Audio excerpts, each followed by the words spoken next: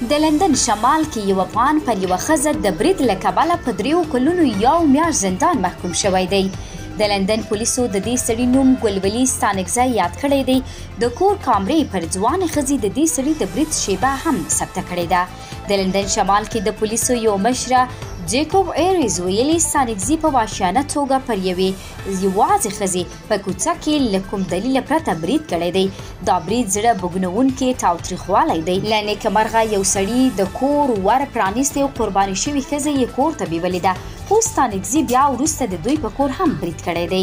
وروسته تر هغې چې تورن بریدګر له صحنې تښتېدلی او تړی تم شوی، د لندن پولیسو د بریدګر نیول په خپل لومړیتوب کې راوستي دي.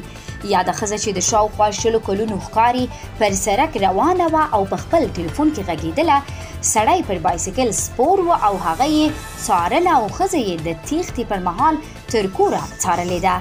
د آیري شاهدانو او ویډیوګانو په مټ دا سړی د مارچ په لومړۍ نیټه نیول شوی. د لندن پولیسو ویلي د دې بریدګر انګیزه ناڅرګنده ده. په لندن کې محکمې د فبروري په 26 یا د دوسیې ته د رسېدنې لپاره محکمه جوړه کړې ده.